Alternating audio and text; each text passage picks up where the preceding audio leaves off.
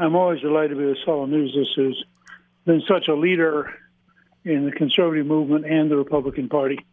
Welcome to the Saul's Newsstand News Rewind for January 5th, 2024. Town Hall reports, Mayorkas blames border crossings on climate change.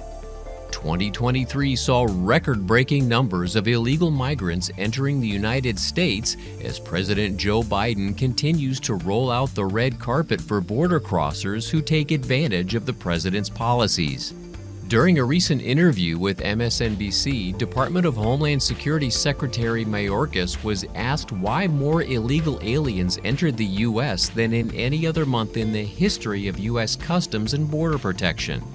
He blamed climate change and Texas Governor Greg Abbott. So we are seeing the greatest number of displaced people, not only at our southern border, not only in the Western Hemisphere, but across the globe. You know, I am involved in bilateral and multilateral meetings with my counterparts from foreign countries in Europe, in Asia, in the Indo-Pacific, all over the world. And migration, the challenge of displaced people, is a subject that comes up in every single conversation.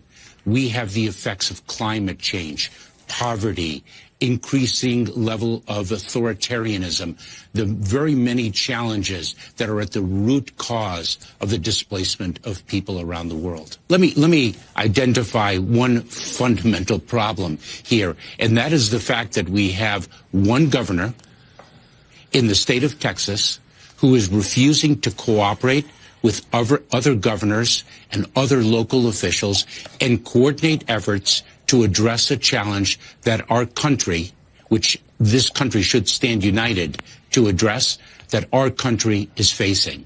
And it's a remarkable failure of governance to refuse to cooperate with one's fellow local and state officials. In response, Texas Governor Greg Abbott called Mayorkas' comments pathetic, saying, quote, "The real reason illegal immigration records are being set is because Biden refuses to enforce immigration laws." The Washington Examiner reports, Utah Senate race takes shape as candidates vie to replace Mitt Romney. The dust is beginning to settle in the crowded field of candidates vying to replace Senator Mitt Romney after he retires next year, with more than half a dozen Republicans seeking to take the first-term incumbent's place.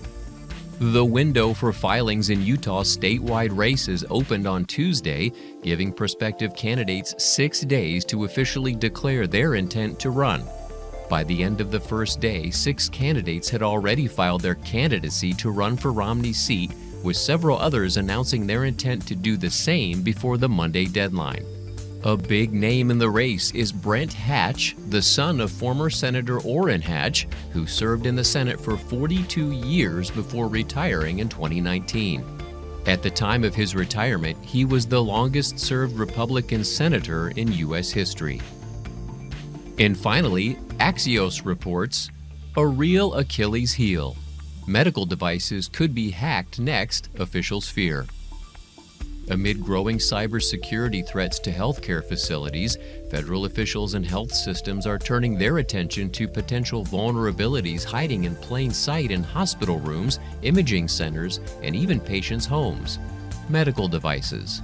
Security experts say that there are a range of medical devices, such as MRIs, ventilators, and pacemakers, that are potential targets, particularly when it comes to aging devices with outdated software. As of last March, a new law requires manufacturers to submit plans to address cybersecurity vulnerabilities for any new medical devices to the FDA. While the threat to devices has so far been largely theoretical, experts predict they will increasingly become targets as health systems get better at shutting down hackers' attempts to seize health records. And that concludes your Saul's Newsstand News Rewind for January the 5th, 2024. For more political news faster, visit saulsnews.com.